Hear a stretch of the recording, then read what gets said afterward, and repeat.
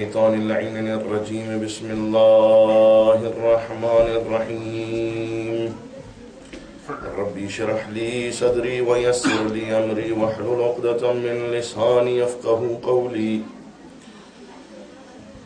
بسم الله الرحمن الرحيم. الحمد لله الذي لا يبلغ مدحته القائلون ولا يحصي نعمه العدون ولا يؤدي حقه المجتهدون،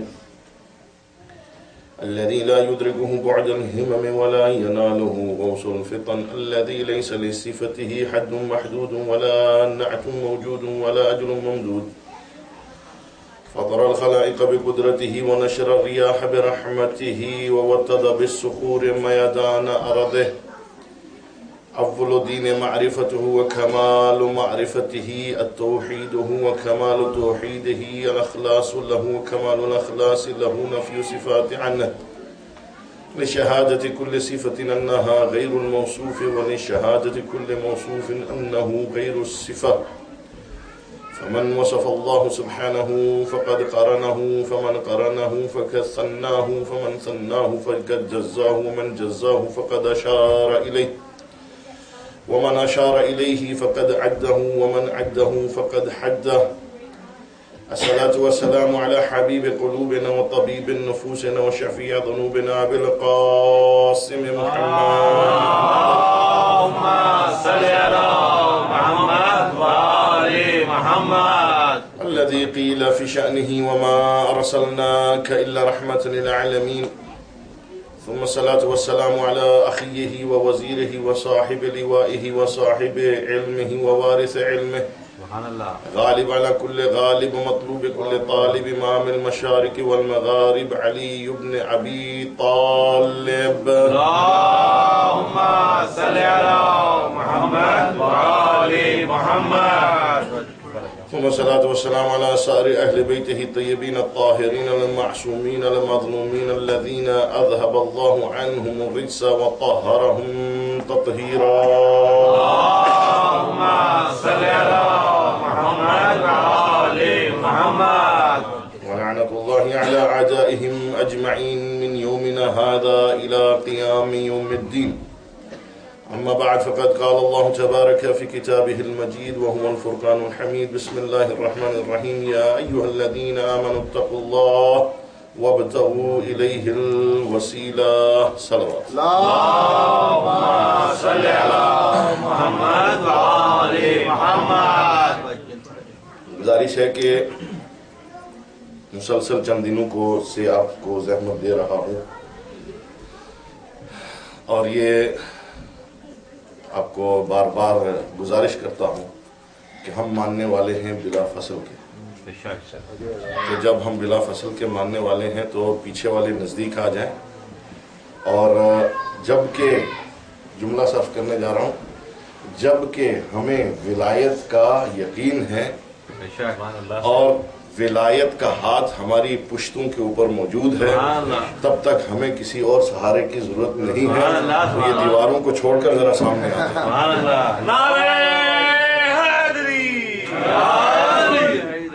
ماشاء اللہ. محمد سلام. اللهم صل على محمد وآل محمد. مولا سلامت رکھے. آپ نے یہ فرش عزا بچھایا، اور اس فرش عزا کی ضرورت کیا ہوئی؟ یہ جو آپ نے سینٹر لیا ہے، اس سینٹر کی ضرورت کیا ہے؟ اگر خالی فرش عزا بچھانا ہوتا تو بآواز بلند نعرہ صلوات. اللهم صل على محمد وآل محمد. کسی جگہ کے اوپر ہم ہائر کر کے کر سکتے تھے، لیکن آپ لوگوں نے، ظاہر ہے آپ ہی لوگوں نے بنایا ہے اس سینٹر کو. ضرورت محسوس کی کہ ہمارے پاس ایک سینٹر ہونا چاہیے، اور جو سینٹر ہے وہ بنیاد ہوتی ہے قوموں کی. سبحان اللہ. مساجد اور امام بارگاہیں جو ہیں وہ پہچان ہوتی ہے لوگوں کی. حضور سرور کائنات رسول اللہ صلی اللہ علیہ وسلم جب مدینے میں ہجرت فرما کے تشریف لائے تو سب سے پہلا کام کیا کیا؟ مسجد بنائی. تو مومن اور عزادار مسجد اور امام بارگاہ کے بغیر رہ ہی نہیں سکتا. علی اور حسین کے ماننے والے نہ مسجد سے دور رہ سکتے ہیں نہ امام بارگاہ سے دور رہ سکتے ہیں. تو یہ ضرورت محسوس کی کہ ہمارے پاس پہچان کے لیے ایک سینٹر ہونا چاہیے. اب ظاہر ہے آپ لوگوں نے محنتیں کی، جنہوں نے بھی کی اللہ توفیق میں اضافہ فرمائے. تو ضرورت کیا ہے کہ اس سینٹر کو آباد بھی کیا جائے. باتیں اگر تلخ لگیں تو معاف کیجئے گا، میں اپنا سامان ہمیشہ بند کر رکھتا ہوں، ناپسند ہوا تو آپ فرما دیجئے گا. اور یہ بھی جو ہے وہ امید نہیں رکھتا کہ جہاں جاؤں گا وہ دوبارہ بلائیں گے. کہ سینٹر جب ہم نے بنا لیا ہے تو اس سینٹر کو آباد کرنے کی بھی ذمہ داری ہماری ہے. تو اس سینٹر کو آباد کیسے کیا جائے کہ 10 دن ہم خالی محرم میں آئیں یا باقی کی ضروریات بھی ہم جو ہیں وہ پوری کریں. یہ سینٹر محض ایام عشرہ کے لیے نہیں ہے، عاشورہ کے لیے نہیں ہے. سینٹر بنایا جب گیا تھا تو یہ نیتیں رکھی گئی تھیں کہ اس سینٹر کو ہم آباد کریں گے. تو یہ آباد کیسے ہوگا کہ کم از کم ایک نماز تو اس میں ڈیلی ہونی چاہیے. سبحان اللہ سبحان اللہ. شب جمعہ کے پروگرامز ہونے چاہیے، جمعے کا پروگرام ہونا چاہیے. یہاں بچے ہیں، یہ جو آپ کا سرمایہ ہیں اور پیچھے بیٹھے ہوئے ہیں، میں ان کو بلیم نہیں دے رہا ہوں، یہ ہماری غلطی ہے کہ وہ بچے ہم سے آج دور ہیں، وہ ہمارے ساتھ پارٹیسپیٹ نہیں کر رہے ہیں. کیوں؟ they don't understand what we are saying. وہ نہیں سمجھ پا رہے ہیں، وہ بور ہو جاتے ہیں اور پھر وہ سوالات کرتے ہیں. ابھی آتے ہوئے مجھ سے عزیزوں نے سوال کیا کہ how can somebody cry which you have not been seen، کہ ہمیں دیکھا ہی نہیں، ہمارے سامنے نہیں ہے، ہم کیسے رو سکتے. تو یہ بچے ہمارے سرمایہ ہیں، یہ حساب ہے قیامت کے دن.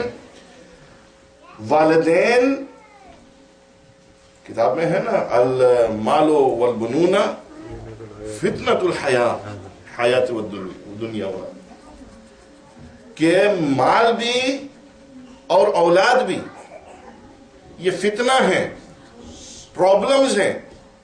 مگر کس کے لیے پرابلمز ہیں؟ ان کے لیے کہ جو مال کمایا ہے اس کو صحیح صرف نہ کرے، اس کے لیے پرابلم ہے. سبحان اللہ سبحان کیا بات. سبحان اللہ. جو مال کمایا ہے حلال طریقے سے کمایا ہے تو کوئی پرابلم نہیں ہے، حلال خرچ کیا ہے تو کوئی پرابلم نہیں ہے. اگر حرام کمایا ہے اور حرام خرچ کیا ہے تو پرابلمز ہی پرابلمز ہیں. سبحان اللہ. تو پرابلمز ایسی ہیں کہ وہ مال which I have earned with my own ability، کہ جس دولت کو میں نے اپنے محنت اور پسینے سے کمایا ہے، اس مال کو میں ہولڈ کر کے رکھتا ہوں اور کنجوسی کرتا ہوں راہ خدا میں خرچ کرنے کے لیے، یہ سوچ کر کہ میرے مرنے کے بعد میری اولاد خرچ کر دے گی. تو جس مال کو میں نے اپنے ہاتھوں سے کمایا ہے، اپنے اوپر میں خرچ نہیں کر رہا ہوں، تو جس اولاد کو بغیر محنت کے مال مل جائے گا، اس سے میں کیسے تصور کروں کہ وہ میرے لیے خرچ کرے گی. سبحان اللہ سبحان اللہ. تو جو کچھ کرنا ہے میں نے کرنا ہے. تو مال کمایا ہوا، حضور امیر المومنین فرماتے ہیں کہ حلال محمدی میں، ہاں پڑھ دیجئے کوئی حرج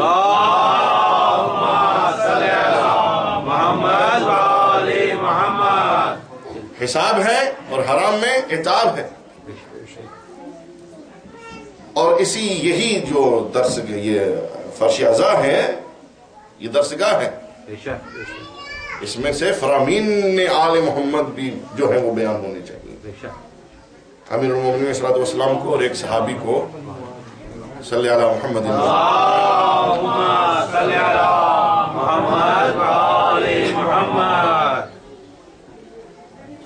حضور کائنات نے کچھ درہم دیے، 1 درہم دیا یا 2 دینار دیے، کچھ رقم دی. تو رقم جب دے دی تو کہا کہ یہ لے جاؤ اور کل آ کر مجھے اس کا حساب دینا.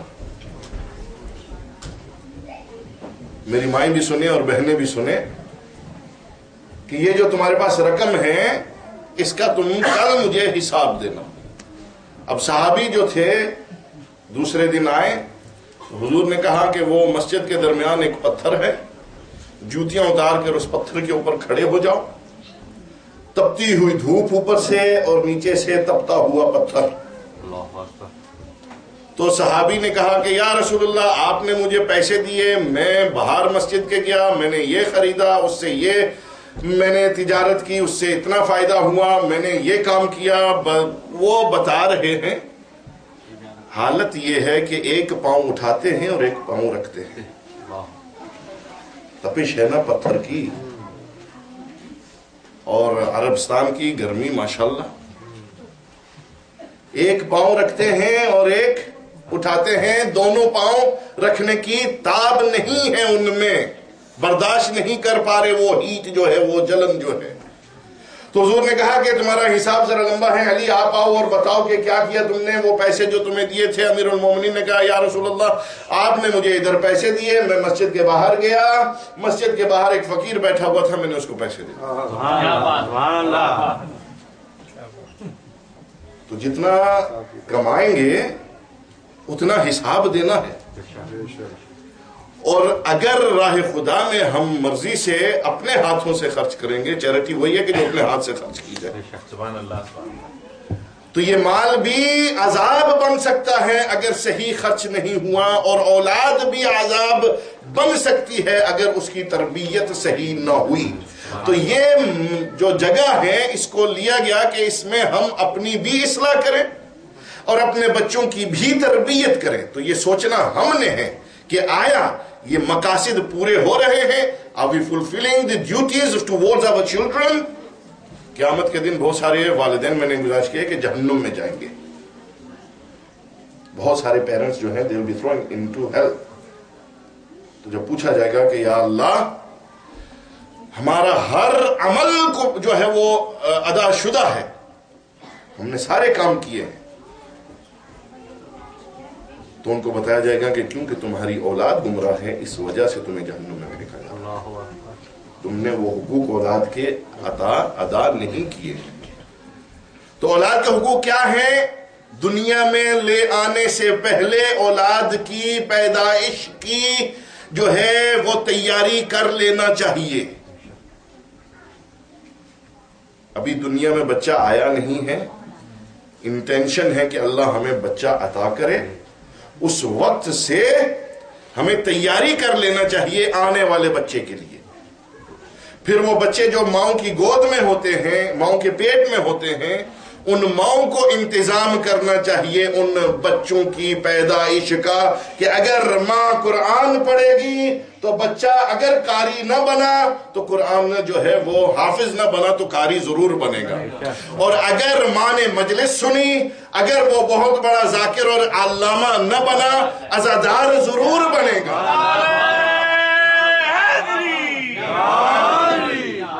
اگر محمد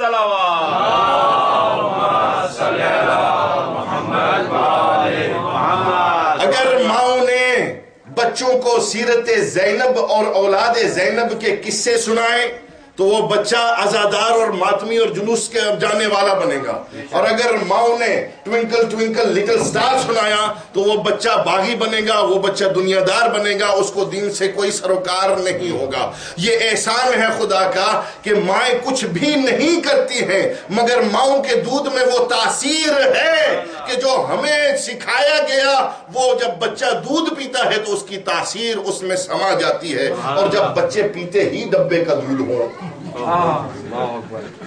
سوری معاف کیجئے، جب بچے پیتے ہی ڈبے کا دودھ ہو تو اس میں جو ہے وہ ماں کے دودھ کی تاثیر کیسے آئے گی. یہ آج فیشن بن گیا ہے پوری دنیا میں، حالانکہ ماں کا بہترین دودھ ہے طاقت کے لیے بھی اور تاثیر کے لیے بھی. یہ فرش ازاں ہمیں عظمت بتاتا ہے کہ ہم کتنے عظیم ہیں. آپ بہت بڑے عظیم ہیں کہ یہاں پر چل کر آپ آئے، زحمتیں اٹھائیں، مگر زحمت اگر اٹھائی ہے تو اس کو پائے تکمیل تک پہنچاؤ. سبحان اللہ. اگر زحمت کی ہے تو اس زحمت کا کچھ پھل بھی لو. وہ پھل کیا ہے؟ 100% کوئی بھی ایکوریٹ نہیں ہے and nobody is complete. ہم سب گنہگار ہیں، غلطیاں ہو جاتی ہیں.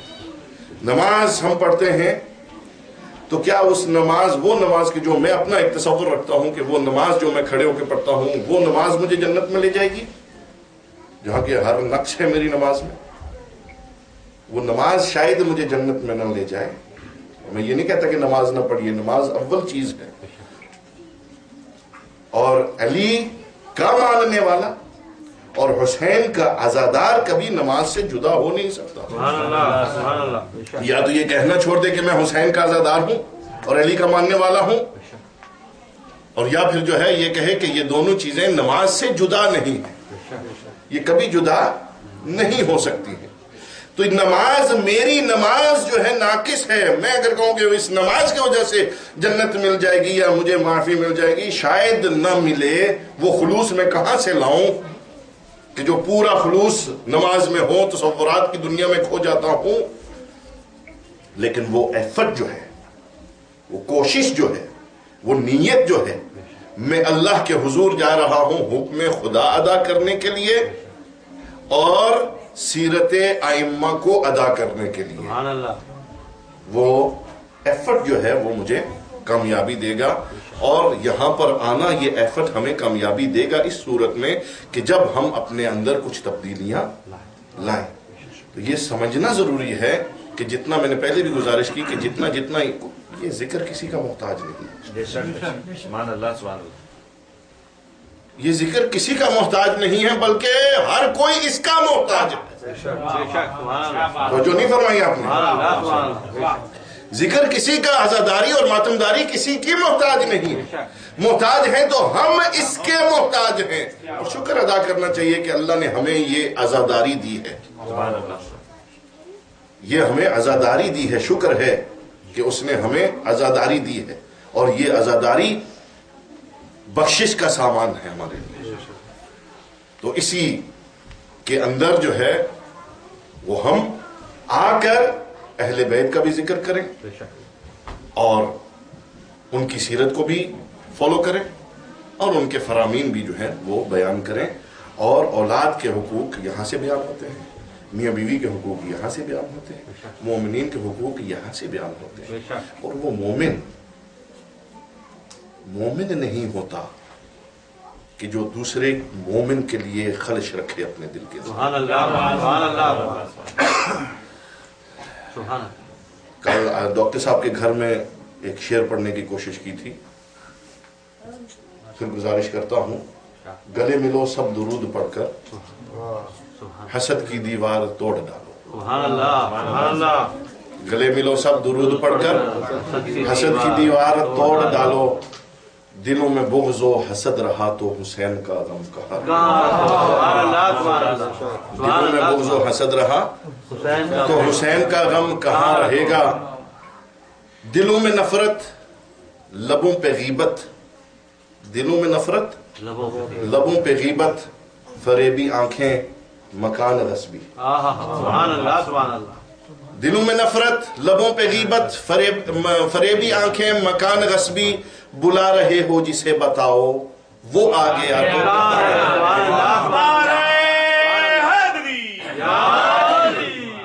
تو حسین.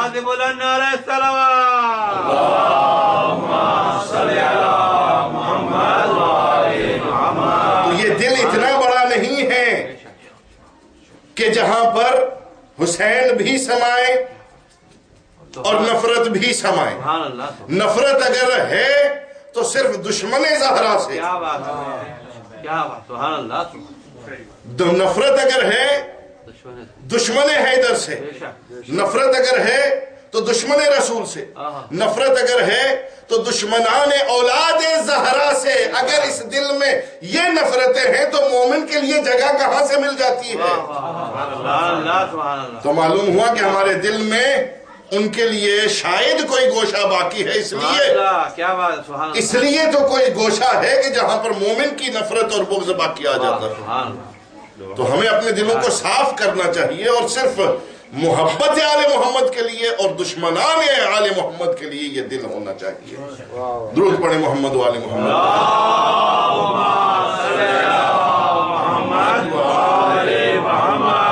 بہت آپ کو میں نے بور کر لیا. اب تھوڑا سا جو ہے وہ اپنے اصل عنوان کی طرف آتا ہوں کہ جو مسلسل بات ہو رہی ہے یا ایھا الذین آمنوا اتقوا اللہ وابتغوا الیہ الوسیلہ، کہ صاحبان ایمان اللہ سے تقوی اختیار کرو. ڈرنا نہیں کہنا آپ نے، ڈریں تو عدل الہی سے، ذات خدا ہی سے ڈرنا نہیں. سبحان اللہ. تو جب میں آپ سے ڈر جاؤں گا بھائی تو میں آپ کے قریب تھوڑے آؤں گا. یا آپ ڈر جائیں گے کہ مولانا جو ہے وہ ممبر پہ بیٹھ کے ہماری کھچائی تانی کرے گا تو وہ مجلس سننے تھوڑی آئیں گے. نہیں آئیں گے نا. آئیں گے؟ نہیں آئیں گے. تو جہاں ڈر ہوتا ہے وہاں حضور نہیں ہوتا، حاضری نہیں دی جاتی. تو اللہ سے ڈرنا نہیں ہے بلکہ اللہ کے قریب جانا ہے، اور ایسے قریب جانا ہے، ایسے قریب جانا ہے جتنے قریب ہم اللہ کے چلے جائیں گے اللہ ہمارے درجات بلند کرتا چلا جائے گا. اور محبت آل محمد اگر دل میں ہوگی تو ہم عام انسان نہیں رہیں گے، کبھی بہلول بن جائیں گے، کبھی کمبر بن جائیں گے، کبھی بزر بن جائیں گے. اور اس دور میں اگر دیکھنا ہے تو کبھی جو ہے خوئی بن جائیں گے، کبھی مراشی نشفی بن جائیں گے، کبھی جو ہے خمینی بن جائیں گے. مگر اس کے لیے علم کثیر چاہیے ان منازل تک پہنچنے کے لیے. علم زیادہ چاہیے یہاں تک پہنچنے کے لیے. مگر اگر ہم خمینی نہ بن سکے وہ غلام خمینی تو بن سکتے ہیں. اگر ہم بہلول نہ بن سکیں تو غلام بہلول تو بن سکتے ہیں. تو اللہ سے ڈرنا نہیں. اگر ڈر جائیں گے تو ہم اللہ سے دور ہو جائیں گے، اور اللہ کے ساتھ ہم محبت کریں تب جا کر جو ہے وہ تقوی آئے گا. اور یہ بہترین ذریعہ ہے محبت ہمیں اہل بیت علیہ السلام نے دیا ہے. کون اہل بیت علیہ السلام؟ کل گزارش کی تھی حضور پاک صلی اللہ علیہ وآلہ وسلم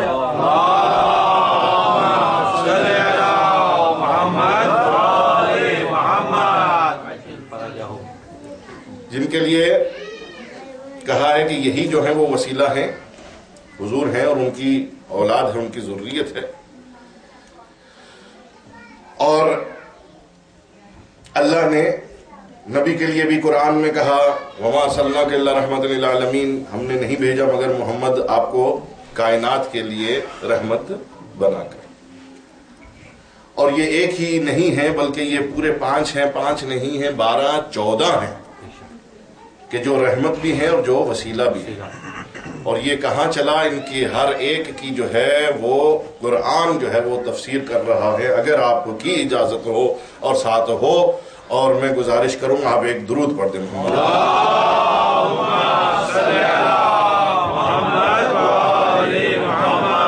خالق کائنات سورہ رحمان میں ارشاد فرماتے ہیں مرج البحرین یلتقیان، کہ 2 دریا ہیں کہ جو آپس میں ملتے ہیں. اور 2 دریا جو ہیں ساتھ ساتھ بہ رہے ہیں مگر آپس میں ہر وقت نہیں ملتے ہیں. دونوں ساتھ تو بہ رہے ہیں لیکن دونوں بہتے ہوئے ساتھ ساتھ نہیں ملتے ہیں، ایک جگہ کے اوپر آ کے ملتے ہیں. اور ان کے درمیان کیا ہے؟ ایک باؤنڈری ہے، ایک لائن ہے کہ جو کھارے پانی کو میٹھے میں ملنے نہیں دیتی ہے اور جو میٹھے پانی کو کھارے پانی میں نہیں جانے دیتی ہے. تو جو فرما رہے ہو 2 دریا ہیں جو ساتھ ساتھ بہ رہے ہیں مگر مجال نہیں ہے دونوں میں کہ دونوں اپنی باؤنڈری اور تجاوز جو ہے وہ حد سے تجاوز کر جائیں.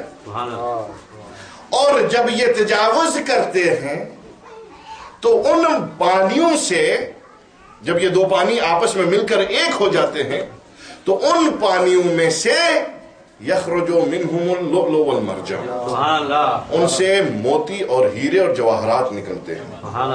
تو مفسرین نے کہا کہ اس بحر کی اور صادق آل محمد سے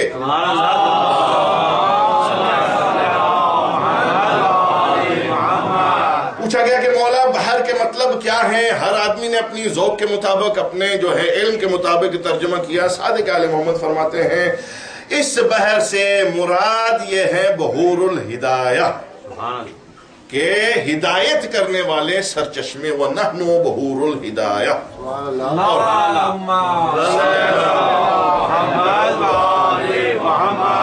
اور ہم ہیں کہ جو ہدایت کے سرچشمے. اور مفسرین نے کہا کہ یہ جو دو دریا یا دو ندیاں یا دو سمندر قرآن میں ذکر ہوا ہے، یہ دو دریا اور دو سمندر یا دو ندیاں جو ہیں یہ کیا ہیں؟ ایک سے مراد علی اور ایک سے فاطمہ. میں آپ کو لے جانا چاہتا ہوں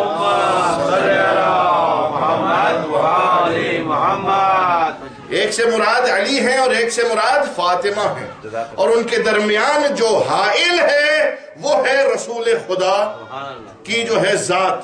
تو جب تک رسول درمیان میں ہے دونوں ساتھ ایک گھر میں رہ رہے ہیں، ساتھ چل رہے ہیں، مگر مجال نہیں ہے کہ امامت تجاوز کر کے عصمت تک آئے اور عصمت تجاوز کر کے امامت تک آئے. یہاں تک کہ رسول نے اپنے آپ کو ہٹایا اور ان دونوں کو خطبہ نکاح میں منسلک کر دیا. اب جب وہ منسلک ہو گئے تو اب ان سے کیا ہوں گے؟ حسن نکلیں گے، حسین نکلیں گے، اور یہاں تک باقی کے امام نکلیں گے.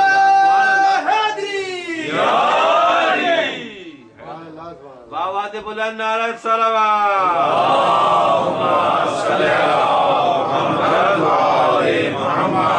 اور حکمت خداوندی دیکھیے، زہرا صلوات اللہ علیہا دنیا میں بہترین خاتون، کوئی خاتون مقابلہ کر سکتی ہے؟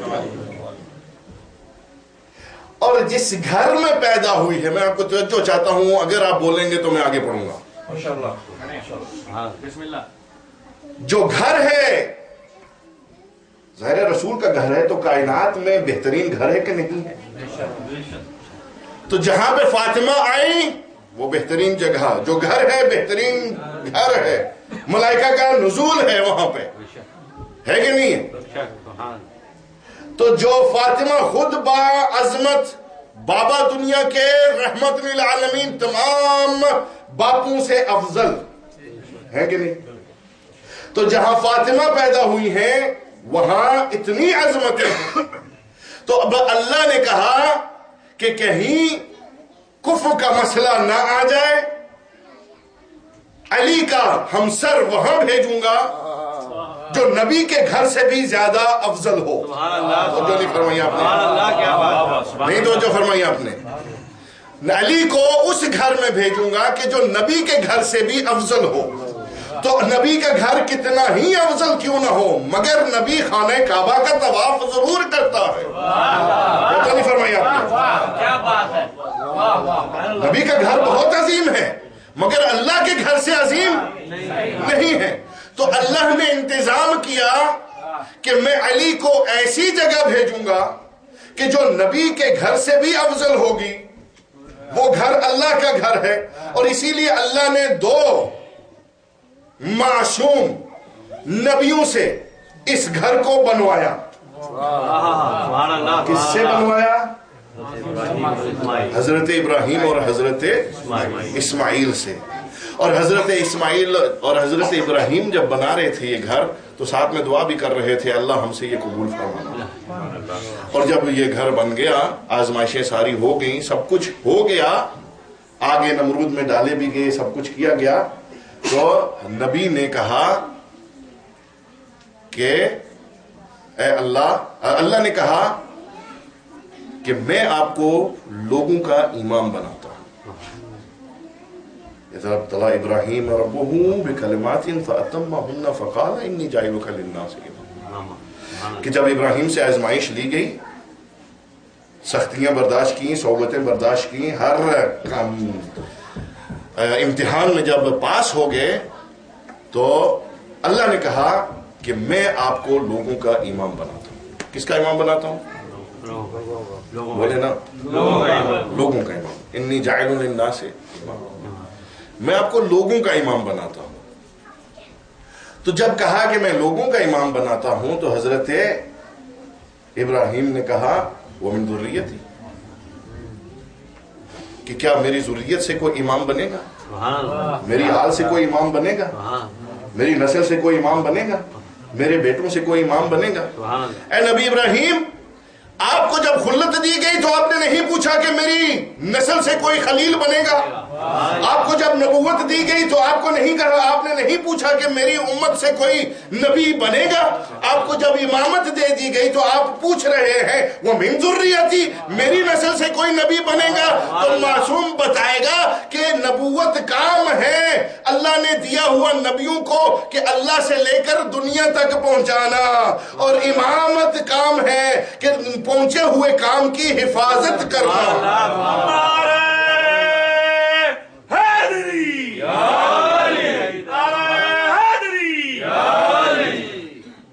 آواز بلند نعرہ صلوات، اللہم صل علی محمد وآل محمد۔ تو ومن ذریتی، میری نسل میں سے کوئی امام بنے گا؟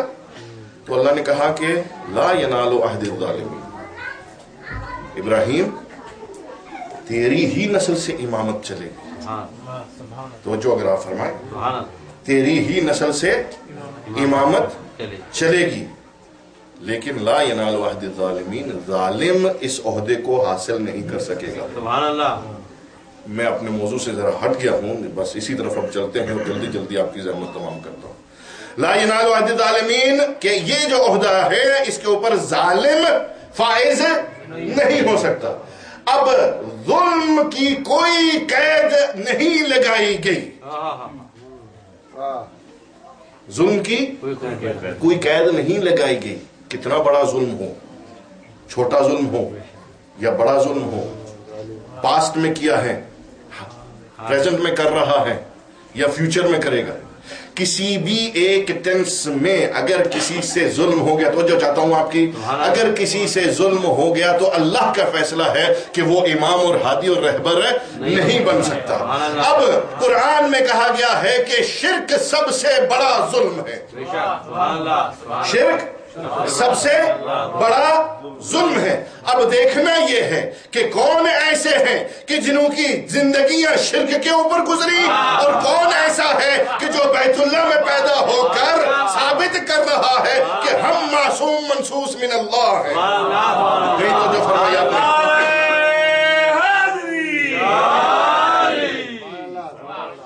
نے محمد صلوات، اللہم صل علی محمد وآل محمد۔ کون ہے ایسا کہ جس نے شرک کیا؟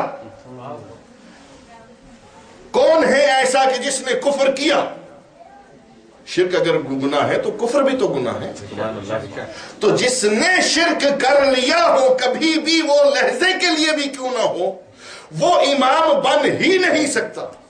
تو جس کی زندگی گزر چکی ہو شرک کے اوپر، اس کو اگر ہم امام بنائیں تو یہ قرآن کی جو ہے خلافی ہے۔ قرآن کا فیصلہ ہے کہ امام وہ بنے گا کہ جو ظالم نہ ہو، جس نے کبھی ظلم نہ کیا ہو۔ اور اس امام نے ایسا خیال رکھا کہ آنکھ بھی کھولی تو رسول اللہ کی گود میں، آنکھ بھی کھولی تو رسول اللہ کی گود میں۔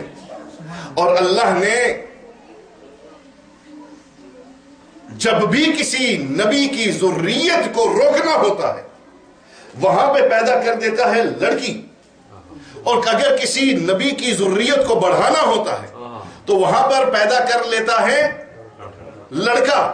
تو گزارش یہ کروں کہ ایک شاخ لگائی اللہ نے نبی کے گھر میں، نہیں تو جو فرمایا، ایک شاخ اللہ نے لگائی نبی کے گھر میں، اور ایک پودا لگایا اللہ نے اپنے گھر میں۔ اب یہ بات اور ہے، اب یہ بات جو ہے اور ہے کہ پودے میں طاقت کچھ زیادہ تھی، جب اس نے انگڑائی لی تو گلدان میں قیامت تک کے لیے شگاف بن گیا۔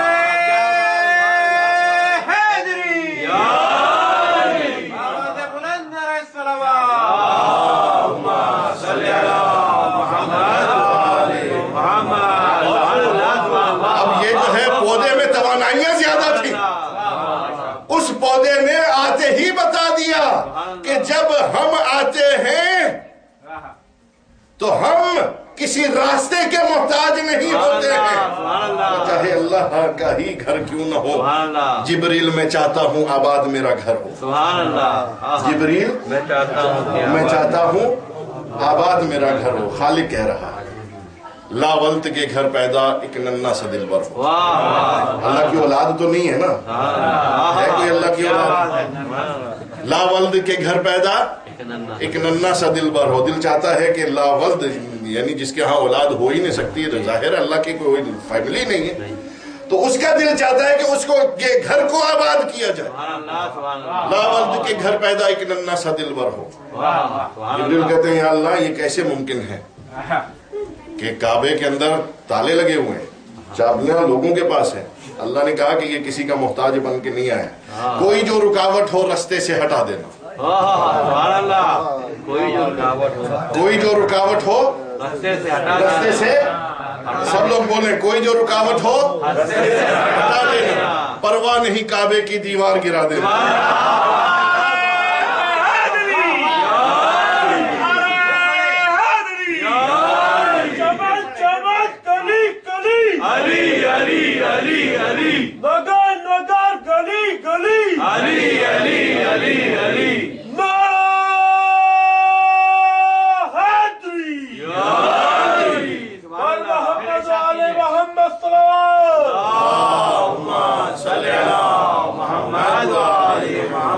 جبریل میں چاہتا ہوں آباد میرا گھر ہو، لا ولد کے گھر پیدا ایک ننھا سا دلبر ہو، کوئی جو رکاوٹ ہو رستے سے ہٹا دینا، کوئی جو رکاوٹ ہو رستے سے ہٹا دینا، پرواہ نہیں کعبے کی دیوار گرا دینا، پرواہ نہیں کعبے کی دیوار گرا دینا، سرکار کی آمد پہ لازم ہے نیا در ہو، سرکار کی آمد پہ لازم ہے نیا در ہو۔ تو یہ تو صاحب خانہ ہیں، چاہے تو دروازے سے آئیں چاہے نیا در بنا لیں، تو ان کا مقابلہ کوئی کیسے کرے گا؟ میں نے کل بھی گزارش کی تھی اور آج بھی تھوڑا سا ڈاکٹر صاحب آپ کے گھر میں جو گزارش کی وہ یہاں پہ کر کے آگے بڑھتا ہوں کہ خم غدیر میں نبی نے حکم دیا کہ ممبر بنایا جائے۔ اب وہ میں کبھی پڑھوں گا کہ وہ ممبر بنوایا تو کیسے، ممبر بنا، نبی بلند ہوئے، خطبہ دیا، اور خطبہ دینے کے بعد کیا ہوا؟ علی کو بلند کیا۔ تو جس علی کے زچے خانے کی تعمیر دو نبی کریں، اس علی کا مقابلہ کوئی کیسے کر سکتا ہے؟ تو نبی نے جب خطبہ دیا تو علی کو بلند کیا، تو معلوم ہوا کہ ممبر بنانا صحابہ کا کام ہے، ممبر پہ بلند ہونا علی کا کام ہے۔ جو اپنے گھر پیدا ہو وہ ہوتا ہے صحابی، جو اللہ کے گھر میں پیدا ہو وہ ہوتا ہے علی، جو پیدا ہو کر اپنی ماں کا چہرہ دیکھے وہ ہوتا ہے صحابی، جو رسول اللہ کا چہرہ دیکھے وہ ہوتا ہے علی، جو پیدا ہو کر مدارس میں جا کر پڑھے لکھے وہ ہوتا ہے صحابی، جو آنکھ کھولتے ہی رسول اللہ سے کہے یا رسول اللہ، کہے تو تورات سنا دوں، انجیل سنا دوں، زبور سنا دوں، قرآن سنا دوں۔ تورات اور انجیل اور زبور ابھی نازل ہوئے نہیں ہیں، نازل ہو چکے ہیں، قرآن و زبور اور انجیل نازل ہو چکے ہیں، اور قرآن ابھی نازل ہوا نہیں ہے۔ تو علی بتا رہا ہے کہ یہ سب چیزیں ہمارے سامنے ہیں، ہم چاہے بعد میں آئیں یا پہلے آئیں، ہم چاہے بعد میں آئیں ہم یا پہلے آئیں، میں وسیع رسول ہوں، اور وسیع رسول کے لیے ضروری ہے کہ وہ علم کتب رکھتا ہو، اور جب علی نے یہ پڑھا ہو، رسول نے کہا ہو علی تورات صاحب تورات سے اچھی پڑھی، زبور صاحب زبور سے اچھی پڑھی، انجیل صاحب انجیل سے اچھی پڑھی، اور قرآن میں محمد جیسا پڑھا۔ تو جو دنیا میں آ کر پڑھے لکھے وہ ہوتا ہے صحابی، جو آنکھ کھولتے ہی تمام کتب کی تلاوت کر دے وہ ہوتا ہے علی، جو جنگوں سے بھاگتا ہوا نظر آئے وہ ہوتا ہے صحابی، جو کل ایمان کا لقب پائے وہ ہوتا ہے علی، وہ ہوتا ہے علی، وہ ہوتا ہے علی، جو رسول کو اپنی بیٹی دے دے وہ ہوتا ہے صحابی، جس کو رسول اپنی بیٹی دے دے۔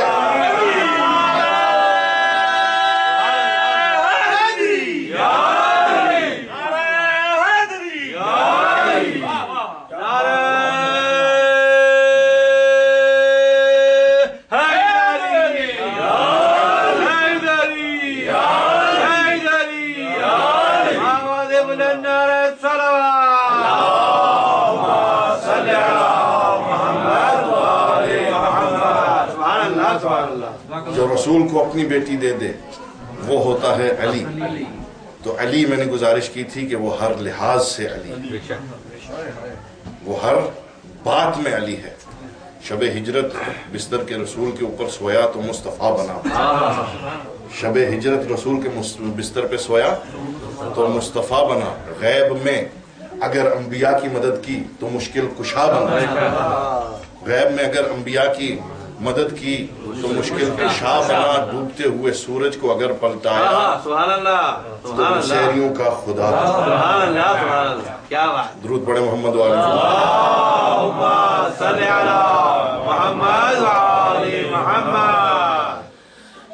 اس علی کی اولاد، یہ میں گزارش کرتا رہوں گا، بار بار کروں گا اور کرتا رہتا ہوں کہ ہمیں ہماری توجہ ہٹانے کے لیے کہا جاتا ہے کہ کربلا میں بنو ہاشم تھے. بنو ہاشم تھے. بنو ہاشم تو بہت بڑا کنبہ تھا، مگر جو کربلا میں سمٹ کر آیا ہے وہ ہے اولاد ابو طالب. اولاد ابو طالب. عزادارو، خدا آپ کو کسی غم میں نہ رلائے سوائے غم آل محمد. آپ کی تمنائیں اور حاجتیں پوری ہوں اس طرح سے. کوئی ایسا نہیں ہوتا کہ جو خالی جاتا ہے. بغض ابو طالب کی وجہ سے کہا جاتا ہے کہ یہ بنو ہاشم کی اولاد تھے. حسین کس کا پوتا ہے؟ ابو طالب. زینب کس کی پوتی ہے؟ ابو طالب کی. اور جس زینب کا آج ہم ذکر کر رہے ہیں، اللہ اکبر، نام زینب آیا اور مومن کے آنکھوں سے آنسو. زینب دو چیزوں سے مشتق ہوا ہے، کمبائنڈ ہوا ہے دو ناموں سے، زین اور اب. زین کا مطلب ہے زینت اور اب کا مطلب ہے باپ، یعنی زینب باپ کی زینت. اجرکم اللہ. اور یہ واقعہ باپ کی زینت بنی، اور ایسے باپ کی زینت بنی. عزادارو، جملے عرض کر رہا ہوں. یہ زینب جب رہائی کے بعد مدینے پہنچی تو ماں کے مزار کے اوپر فرماتی ہیں، اماں تیرے بابا کی ہر چیز بچا لائی ہوں، اپنے بابا کی ہر شے قربان دی.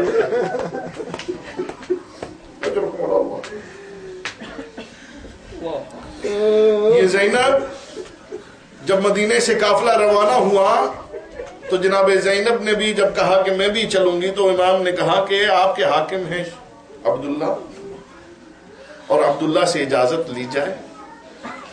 عبداللہ حلالت کے عالم میں ہے. جناب زینب زمین پہ بیٹھ گئی. عبداللہ نے جب دیکھا تو تڑپے اور کہا، زہرا کی بیٹی شہزادی. کہا آج میں شہزادی بن کے نہیں آئی، آج میں سائلہ کنیز بن کے آئی، آج میں محتاج بن کے آئی ہوں، تمہاری اجازت لینے آئی ہوں. اے عبداللہ، میرا بھائی سفر کے لیے تیار ہے اور یہ ہو نہیں سکتا کہ بھائی جائے اور بہن گھر پہ رہے. جناب عبداللہ سے اجازت لی، قافلہ روانہ ہوا. زداروں، علامہ ظفر حسین زیدی صاحب اپنی کتاب میں لکھتے ہیں کہ جب قافلہ روانہ ہو گیا تو پیچھے سے کسی کے آنے کی آواز سنائی دی گئی. قافلہ روکا گیا، پتہ چلا کہ جناب عبداللہ. اور امام حسین گھوڑے سے اترے اور جناب عبداللہ کے پاس گئے اور کہا کہ بھیا آپ تو رخصت کر چکے تھے. کہا کہ اے حسین، حجت خدا جا رہا ہے. دل نے کہا کہ آخری زیارت حجت خدا کی کروں. امام سے ملنے کے بعد جناب زینب کے محمل کے پاس آئے اور کہا، زہرا زادی جا رہی ہو؟ جناب زینب نے کہا کہ ہاں عبداللہ میں جا رہی ہوں، مگر عبداللہ اگر تو مجھے روکنے کے عزم سے آئے ہیں تو ادھر آپ نے مجھے محمل سے اترنے کا حکم دینا ہے، ادھر زینب کی روح میں پرواز.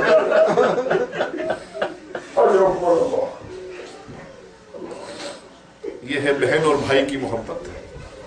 عبداللہ آپ نے مجھے محمل سے اترنے کا حکم دینا ہے، آپ میرے حاکم ہو، اور ادھر میری روح نے پرواز کر جانا ہے. جناب عبداللہ کہتے ہیں اے زینب میں آپ کو روکنے نہیں آیا، بلکہ آپ کو یہ کہنے آیا ہوں زہرا کی بیٹی علی کی جائی، آپ بھائی کے ساتھ سفر کے اوپر جا رہی ہو، گھر سے کچھ لے کر نہیں آئی ہو، حسین جیسا قیمتی نگینہ آپ کے ساتھ ہے، ہو سکتا ہے کہ راستے میں کچھ قربانیاں دینا پڑ جائیں،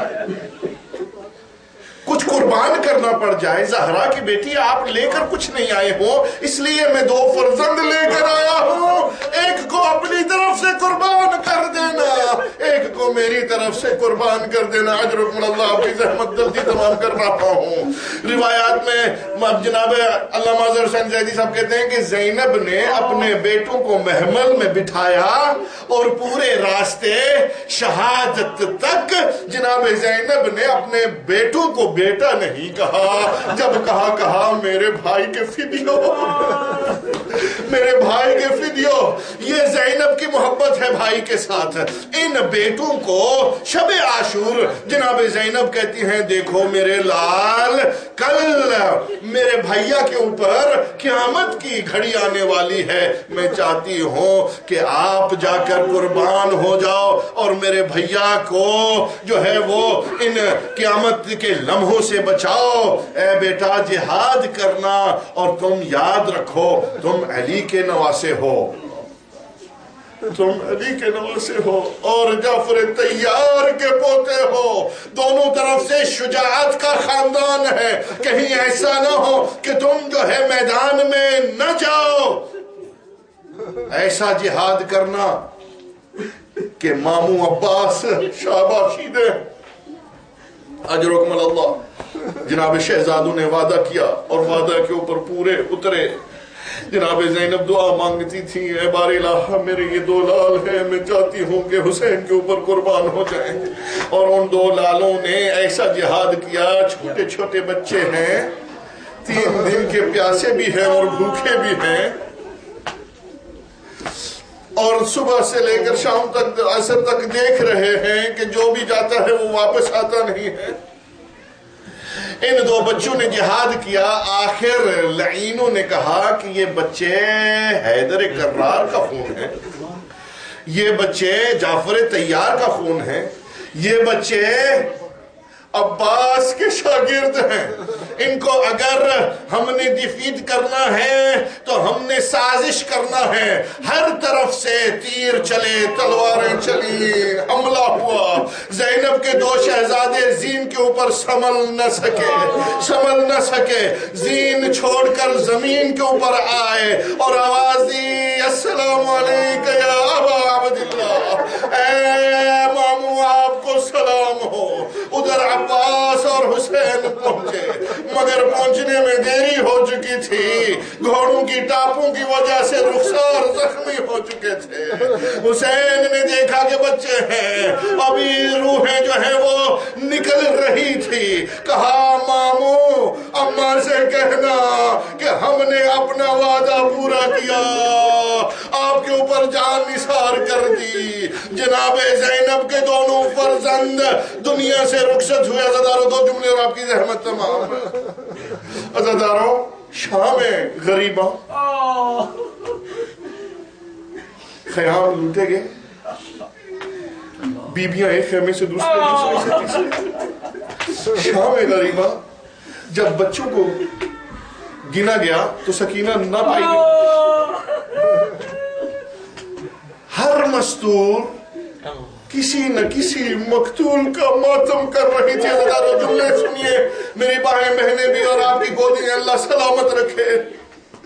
ہر مستور کسی نہ کسی مقتول کے اوپر گریہ کر رہی تھی، مگر کچھ لعین سید سجاد کے پاس آ کر کہتے ہیں، علامہ اظہر حسین زیدی صاحب فرماتے ہیں کہ کچھ لعین سجاد کے پاس آ کے کہتے ہیں سجاد ہم دیکھ رہے ہیں کہ ہر مستور کسی نہ کسی مقتول کا ماتم کر رہی ہے، مگر 2 لاشیں ایسے ہیں کہ جن کے اوپر کوئی رونے والا نہیں ہے. کیا ان کی ماں ساتھ نہیں ہے، یا ان کی ماں مر گئی ہے، یا ان کی ماں مر گئی ہے؟ جناب سید سجاد نے کہا کہ پھوپھی کے بیٹے ہیں اور میری پھوپھی اپنے بھیا کا ماتم کر رہی ہے. یہ میرے بھائی ہیں. جناب سید سجاد نے ارادہ کیا کہ ان بھائیوں کو گلے سے لگائے. اتنے میں زینب کی صدا آئی, یا سید سجاد الصدقۃ علینا حرام. اے سید سجاد ہمارے اوپر صدقہ حرام ہے.